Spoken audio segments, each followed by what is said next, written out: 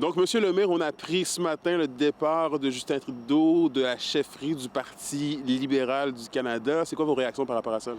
Bien, il a enfin pris la bonne décision, une décision qu'il prend beaucoup trop tard, parce que le fait de la prendre aussi tard amène le Canada dans une situation absolument chaotique. On le voit face à l'arrivée de Donald Trump, qui va prendre le pouvoir le 20 janvier prochain.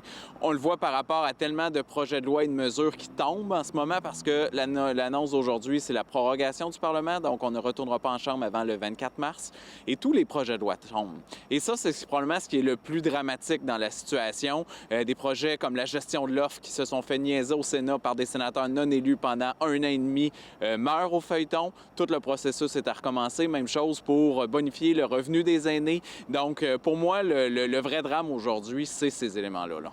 Et vous parlez de chaos, parce qu'il faut le dire, Justin Trudeau demeure quand même premier ministre jusqu'à temps que le parti trouve un nouveau chef. Est-ce que dans le contexte, il aurait dû simplement quitter, quitte à justement déclencher de nouvelles élections pour repartir en fait le processus, là?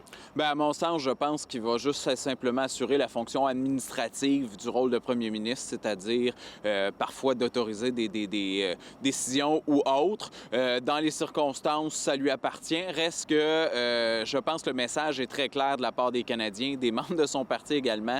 Il devait quitter et le prochain message, bien, c'est que ça prend des élections parce que son étoile est complètement morte, terne, et c'est celle du Parti libéral aussi. C'est son bilan de près de 10 ans comme premier ministre dont on retiendra quoi ultimement?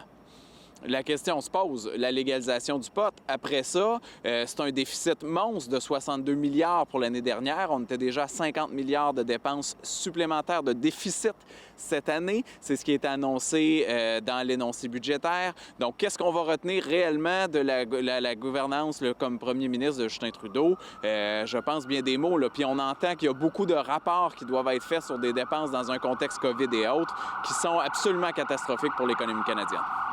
Et en terminant, là, on a un peu mentionné d'entrée de jeu, mais reste quand même que la question se pose. C'est quoi peut-être, là, selon vous, c'est quoi l'horizon pour vous? Là? Parce que je veux pas, la Chambre est prorogée jusqu'au 24 mars. Il va falloir avoir une course à la chefferie. Donc, plusieurs choses qui font en sorte que la Chambre ne bouge pas vraiment. Je veux dire, est-ce que vous avez peur qu'on perde de yeux certains objectifs que vous étiez fixés autant pour les régions que pour le Québec, en fait? Là? Ah, bien, pour moi, ça va être une occasion de prendre du temps dans la région, de faire le tour des gens, d'aller sur le terrain.